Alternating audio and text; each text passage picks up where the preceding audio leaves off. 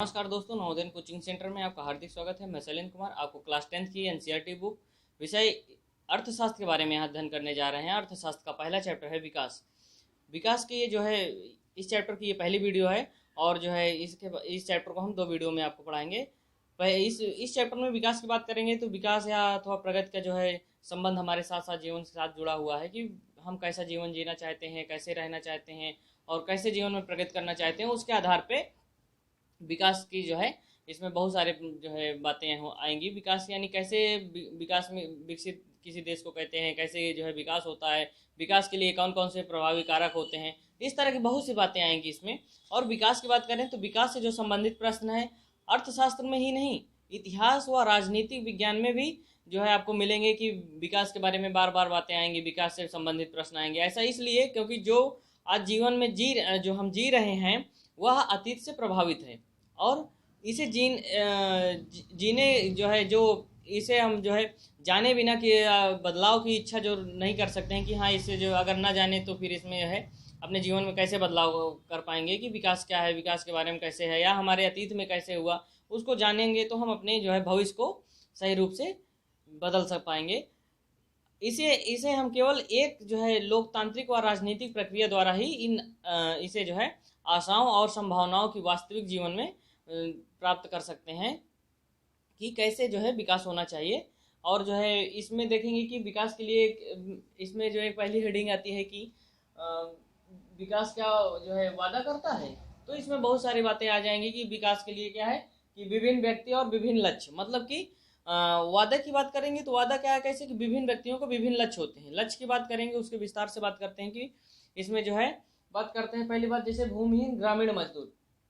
और इसमें जैसे विभिन्न पहले व्यक्ति के रूप में जान लीजिए, जैसे कोई ग्रामीण मजदूर है और पंजाब का समृद्ध किसान है, शहरी बेरोजगार युवक है और एक नर्मदा घाटी का आदिवासी लोग हैं या उद्योगपति है। इस तरह देखेंगे कि सबका जो है अलग अलग कैसे लक्ष्य होता है। इसके बारे में अगर हम विस्तार से बात करेंगे तो देखिए जैसे इसमें बात कर रहे हैं कि भूमिहीन ग्रामीण मजदूर, भूमिहीन ग्रामीण मजदूर का अगर विकास की बात करें तो ये विकास के लिए क्या इसके लक्ष्य होंगे।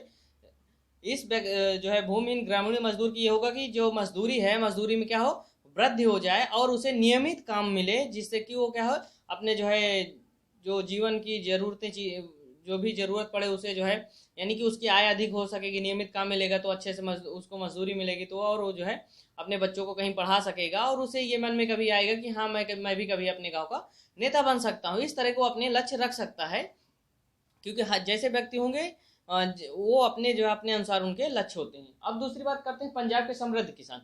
पंजाब के समृद्ध किसान का ये मतलब नहीं हो, उसका ये टारगेट नहीं होगा कि हमारी जो है मजदूरी बढ़ जाए या हमारे जो है बेटे किस तरह पढ़ पाएँ। पंजाब के किसान की जो है उसके जो है टारगेट होगा कि लक्ष्य होगा कि हम जो है हमारी जो उपज है उसका ज़्यादा से ज़्यादा हम उसका जो है लाभ ले पाएँ, यानी अच्छे रेट में बिक पाए। और दूसरी बात ये भी है कि वो चाहेंगे कि उनके बच्चे जो हैं विदेशों में क्या हो बस पाएँ या रह पाएँ या वहाँ पे पढ़ पाएँ। इस तरह के उनके सपने होंगे।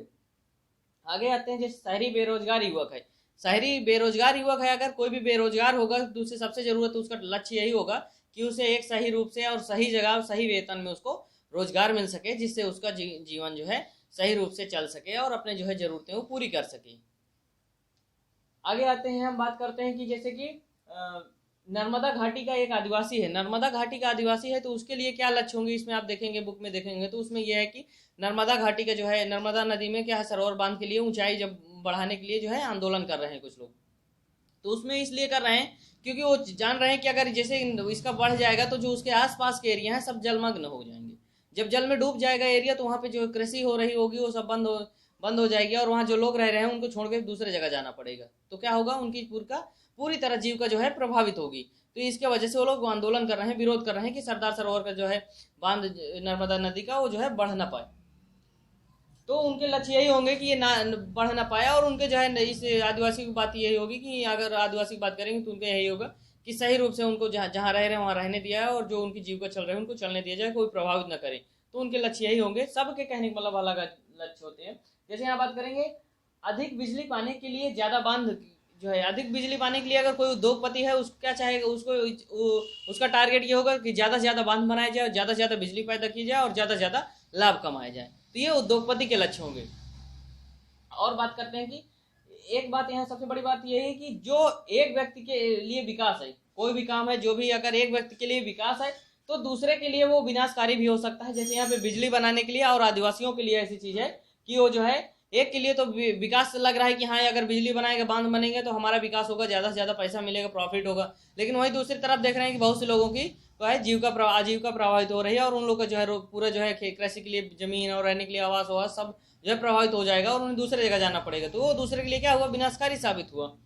तो इस तरह देखेंगे कि ये जो है इसमें जो है आय के लिए क्या क्या, यानी कि कैसे कैसे व्यक्ति होते हैं, उनके विभिन्न क्या तरीके होते हैं, कैसे वो जो है अपने उनके जो है लक्ष्य होते हैं कि जिस प्रकार की उनकी इकोनॉमिक्स कंडीशन होगी, आर्थिक स्थिति होगी, उसके अनुसार वो अपने अपने लक्ष्य रखेंगे। जैसे उनके काम होंगे उसके अनुसार उनके लक्ष्य बनते हैं। आगे आते हैं कि आय और अन्य लक्ष्य क्या होते हैं। देखिए जो भी आय होती है, किसी भी इंसान की जो भी आय होती है, आय इनकम मतलब कि इनकम होती है, वो क्या होती है, अपने इनकम अनुसार सारे काम करते हैं।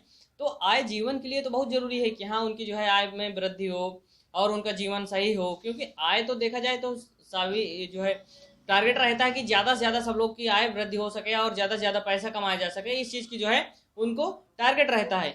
और इसके बाद ज़्यादा आय के लिए क्या होगा कि सब लोग चाहेंगे कि उनकी आय में वृद्धि हो। तो जैसे कुछ भी हो, जैसे काम के लिए ले लिए कि ज़्यादा आय कैसे हो, तो नियमित जो है काम हो, बेहतर मजदूरी हो, उपज या उत्पाद के लिए क्या हो, उनको अच्छी कीमत मिले। तो ये इससे क्या होगा कि उनमें जो है किसी भी व्यक्ति में वो आय में वृद्धि होगा।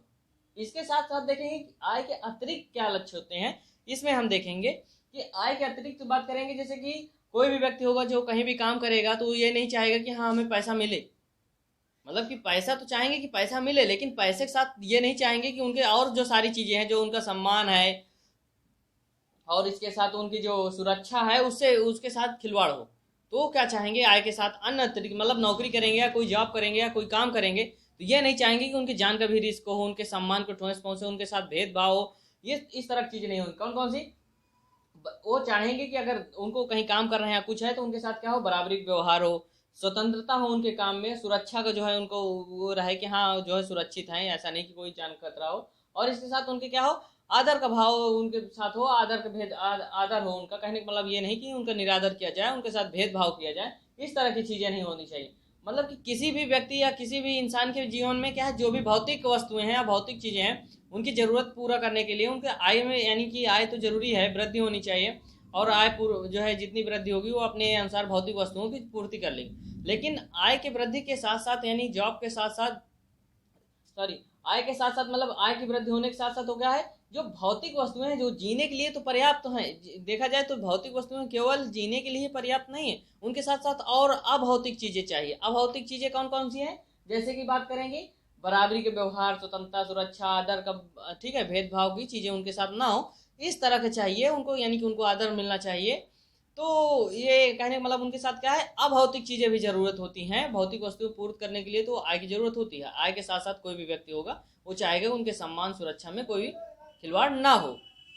आगे बात करते हैं कि राष्ट्रीय विकास की बात करते हैं। राष्ट्रीय विकास क्या होता है, देश के विकास के लिए लोगों की जो धारणाएं होती हैं वो भिन्न भिन्न या परस्पर विरोधी हो सकती हैं। मतलब कि देश का कैसे विकास हो कैसे ना हो उसके विषय में अगर किसी भी व्यक्ति पूछेंगे तो सबके क्या होंगे, अलग अलग पक्ष होंगे। क्यों, क्योंकि जिस अनुसार किसी भी व्यक्ति की कंडीशन होगी उसके अनुसार देश के प्रति उसकी वैसी सोच होगी कि हाँ वैसे चाहिए। जैसे अभी आपको बताएं इसके पहले कि उद्योगपति क्या होंगे, ज्यादा से ज्यादा बांध बनाना चाहेंगे, वहीं पे आदिवासी क्या होंगे कि बांध की ऊंचाई ना हो, बांध ना बने, उनके जो है जमीनें ना जलमग्न हो।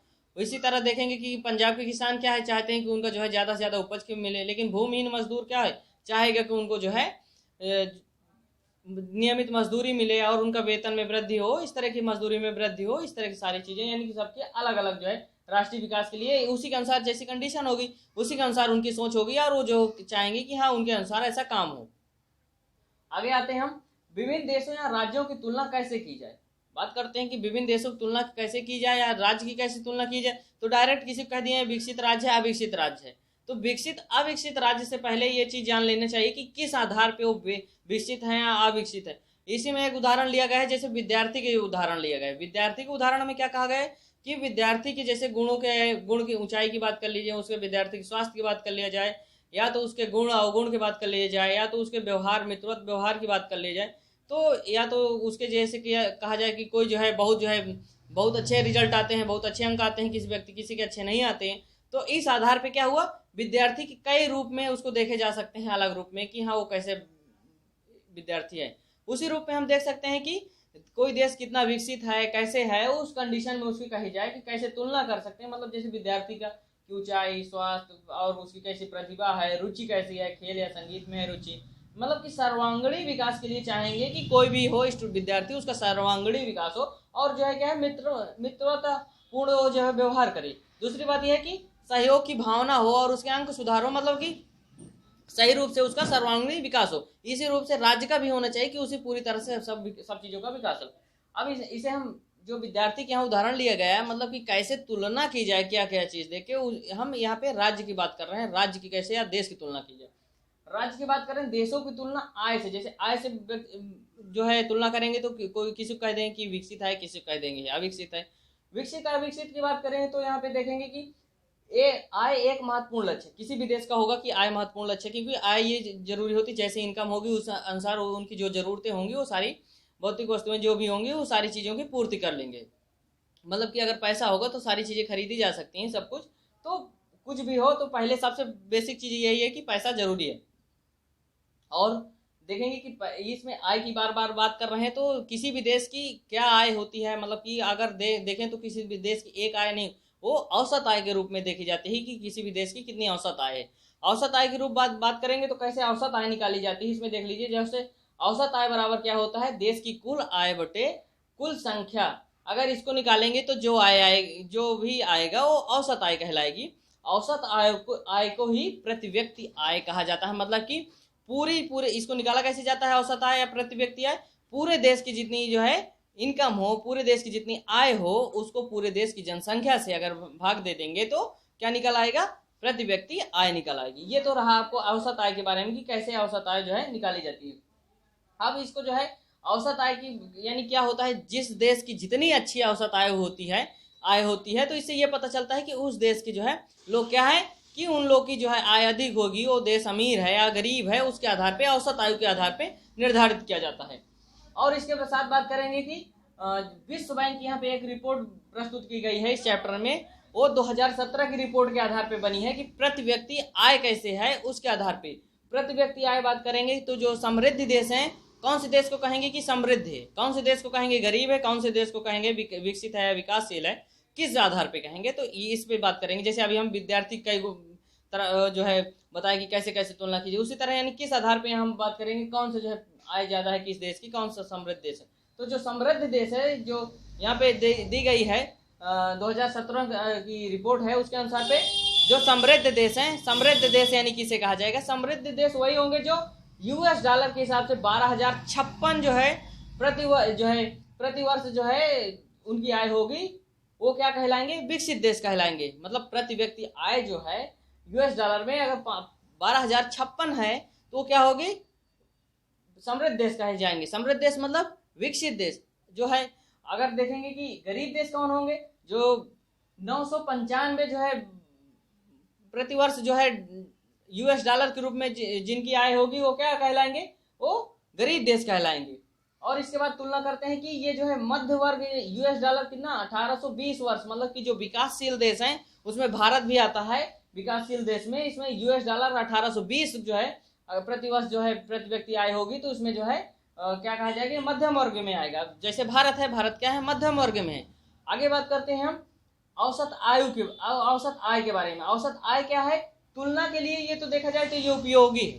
जैसे हम अभी आपको बता दी पूरे देश की जनसंख्या बटे क्या पूरे देश की आय बटे पूरे देश की जनसंख्या से अगर भाग दे देते हैं तो क्या हो जाएगा कि औसत आय या प्रति व्यक्ति आय हमें पता चल जाएगी। लेकिन इसके साथ साथ देखते हैं कि प्रति व्यक्ति आय की, तो इसे क्या है कि तुलना के लिए उपयोगी है परंतु असमानताएं छुपा देता है। असमानताएं कैसे छुपा देता है इस बारे में अगर हम बात करेंगे तो यहाँ पे आपको बुक में देखने को मिल जाएगा कि कैसे जो है ये असमानताएं छुपाता है। उसको हम दो उदाहरण के माध्यम से समझते हैं। जो इसमें दिया गया है कि एक गरीब देश और एक जो है गरीब देश और अमीर व्यक्तियों का देश है, उस देश में कैसे होता है, उस देश में की बात करेंगे उदाहरण के रूप में, तो यहाँ क्या कहा गया है कि एक जो है 4 कुर्सियां हैं, 4 कुर्सियों में एक व्यक्ति, 4 कुर्सियों में एक व्यक्ति जो है बैठा नहीं, वो लेटा है, और एक जो है 2 कुर्सियों में 4 व्यक्ति बैठे हैं, मतलब कि 4 कुर्सियों में एक व्यक्ति पूरा लेटा है, जैसे हम ऐसे बना दिए हैं, 4 में एक व्यक्ति बैठा है और 2 में 4 व्यक्ति बैठे हैं। स्वाभाविक सी बात है कि 2 कुर्सियों में 4 लोग कैसे बैठे होंगे। तो यहाँ पे ये क्या कह रहे हैं ये व्यक्ति कि हमने बनाया है, मतलब कि ये व्यक्ति कह रहे हैं, ये वाले व्यक्ति, ये व्यक्ति कह रहे हैं कि जो 2 कुर्सियां हैं उनमें 4 लोग बैठे हैं, वो लोग कह रहे हैं कि हमने कुर्सियों को बनाया है, लेकिन उसने ले लिया। किसने? अमीर व्यक्ति ने। स्वाभाविक सी बात है कि जब कोई किसी व्यक्ति का छीन के कोई दूसरा, एक वहां पे देखेंगे कि 2 तरह की बातें आ रही, एक को तो बैठने के लिए कुर्सी नहीं हो रही, एक तो बैठने का लेटा हुआ है व्यक्ति, वो 4 कुर्सियां लिया है, एक तो 2 में 4 बैठे। तो इस तरह देखेंगे तो इनको क्या है कि बहुत सारी चीजें यहाँ पता चलती हैं कि ये एक अमीर है, गरीब है। स्वाभाविक सी बात है एक के पास क्या होंगे, सारी चीजें जो उसमें जो है उसको जो है, एक को संसाधन जो है जितनी जरूरत है उससे ज्यादा मिल रहे हैं, एक को जितनी जरूरत है वो भी नहीं मिल पा रहे हैं। आगे आते हैं हम गरीब विहीन तथा अमीर विहीन व्यक्तियों का देश की बात करेंगे कि हम इसमें क्या है कि गरीब जो है, इसमें सारे लोग हैं जिसमें कि गरीब विहीन अमीर विहीन, मतलब कि ना गरीबों का देश है ना अमीरों का देश है। इस देश में क्या है, ये जो है 4 कुर्सियां और 5 लोग बैठे हैं। यहाँ पे क्या है, 5 लोग जोड़ के एक साथ बैठे, सब एडजस्ट किए, किसी को दिक्कत नहीं हो रही। लेकिन वहां देखेंगे एक तो आराम से लेटा हुआ 4 कुर्सी में, एक 2 कुर्सी में आराम से किस तरह एडजस्ट किए हैं, उनको हो बैठ नहीं पा रहे हैं, इस तरह कंडीशन। कहने का मतलब यहाँ क्या होगा, तो यहाँ के औसत आयु के आधार पर देखा जाए तो यहाँ पे जो जीवन इनकी जो जीवन शैली होगी थोड़ा बेहतर होगी। क्यों? क्योंकि वहां के लोग जो है क्या, एक के पास, वो जो उदाहरण बताया जा रहा है, एक के पास बहुत संपत्ति है, एक के पास बहुत कम है, लेकिन औसत आयु जो निकाली जाएगी वो तो मध्यम बीचों बीच की यानी औसत निकलेगी। इसलिए सही रूप से वो क्या है, असमानता छुप जाता है कि उस देश की अगर औसत आयु भी अधिक है लेकिन बहुत से लोग गरीब हैं, तो वो क्या है, उस देश की कंडीशन सही नहीं है, ये जानने का है, मतलब कि असमानताएं छुपा देता है। आगे आते हैं, हम बात करते हैं कि आय और अन्य मापदंड क्या होते हैं किसी भी देश के। आय और अन्य मापदंड की बात करते हैं तो यहाँ पे एक तालिका दी गई है 1.3 में। 1.3 की जो तालिका दी गई है, इसमें देखेंगे कि ध्यान से समझिएगा इसको अच्छे से। इस जो टेबल दी गई है इसमें क्या है, जो तालिका दी गई है, तालिका में क्या है कि हरियाणा, केरल और जो है बिहार राज्य में जो है क्या किया गया है कि तीनों देश के उसमें तीनों राज्य के बारे में इसमें अलग अलग बताया गया प्रति व्यक्ति आय का है। 2015 और 16 की ये रिपोर्ट दी गई है कि हरियाणा में 1 लाख जो है 62,032 रुपया आता है, और वहीं पे केरल में 1,40,190 रुपया, और बिहार में आता है कितना, 31,454 रुपया आता है। तो यहाँ देखेंगे कि बिहार की जो है प्रति व्यक्ति आय क्या है, बहुत कम है, किसके तुलना में, हरियाणा की तुलना में।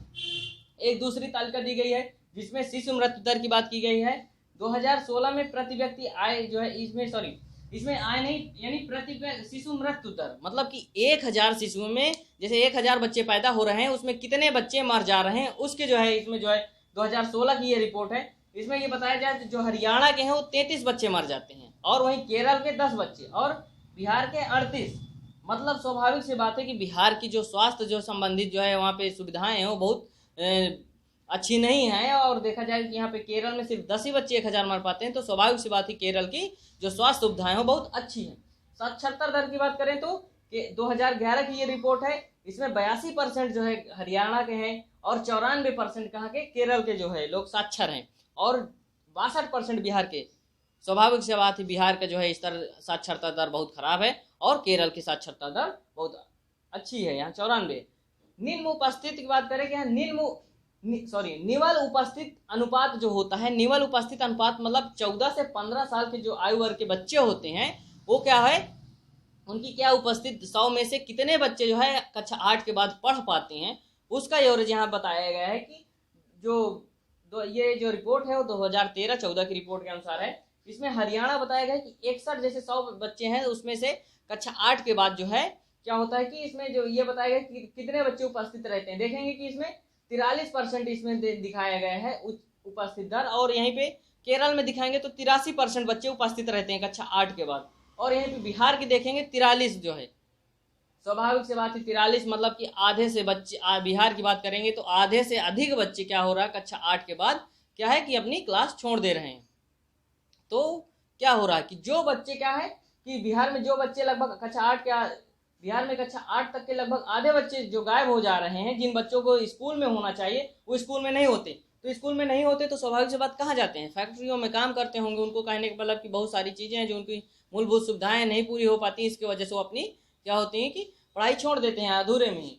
अगर देखेंगे कि ये जो सब आप देख रहे हैं कि अगर आपके भी यहाँ आप भी उस कंडीशन में होते तो शायद आप जो है आज ये कक्षा 10 का हम पढ़ा रहे हैं, 10 का पाठ पढ़ा रहे हैं, तो आप भी शायद जहाँ भी होंगे 10 पढ़ रहे होंगे, तो मतलब कि 10 नहीं पढ़ पाते। क्यों? क्योंकि अगर बिहार जैसी स्थिति है वहाँ पे कक्षा 8 के बाद आधे से ज़्यादा लोग छोड़ दे रहे हैं। तो इस तरह की बात करेंगे कि विकास में क्या क्या चीज़ें होती हैं, क्या क्या दिक्कतें होती हैं, कैसे कैसे विकास के लिए चीज़ें जरूरी होती हैं, उसमें सभी बातों का विस्तार से हम अध्ययन कर रहे हैं। और इसके बाद जो आता है कि अगला जो है सामुदायिक सुविधाएं जो है, इस हेडिंग से हम अगले वीडियो में पढ़ेंगे। उम्मीद करते हैं यहाँ तक ये जो है आपको विकास नामक चैप्टर अच्छे से समझ में आ गया होगा। इसमें कई चीज़ें हैं, विकास के जो है विकास क्या वादा करता है, आय और अन्य लक्ष्य क्या होते हैं, राष्ट्रीय विकास दर क्या होती है, विभिन्न देशों या राज्यों की तुलना हम कैसे करते हैं, इसको हम भी बता दिए। और इसके बाद औसत आय की बात करेंगे कि औसत आय कैसे असमानता छुपाती है, उसके बारे में भी बता दिए। आय और अन्य जो है मापदंड क्या होते हैं, इसमें बता दिए कि जैसे प्रति व्यक्ति जो है आय क्या होती है, शिशु मृत्यु दर, साक्षरता, ये निवल उपस्थिति दर, ये क्या होते हैं आय और अन्य मापदंड के, ये सब इसमें जो है इसके अनुसार जान सकते हैं कि कैसे की आय है, वहाँ की क्या कंडीशन है। स्वाभाविक सी बात, यहाँ 10 बच्चे मर रहे हैं तो यहाँ पे क्या है, केरल की जो है 1000 की कंपेरिजन टू यहाँ पे बिहार से बहुत जो है अच्छे जो है स्थिति है, जो है केरल में स्थिति स्वास्थ्य इधर इस तरह की सुविधाओं के वहाँ पे बढ़िया है। यानी कि अब उम्मीद करते हैं कि हमारा चैप्टर आपको यहाँ तक अच्छे समझ में आ गया होगा। तो आप प्लीज़ हमारे चैनल को ज़्यादा से ज़्यादा सब्सक्राइब करिए एंड लाइक करिए एंड शेयर करिए। और इसके आगे की जो वीडियो आप जो है दूसरे जो वीडियो में आपको देखने को मिलेगी स्वास्थ्य सुविधा सार्वजनिक सुविधाओं से। तो उम्मीद करते हैं कि ये अगर इसको जो है अगर आपको पूरा जो है समझ में आ गया हो तो इसके बाद अब आप दूसरी वीडियो को देखिए। Thank you.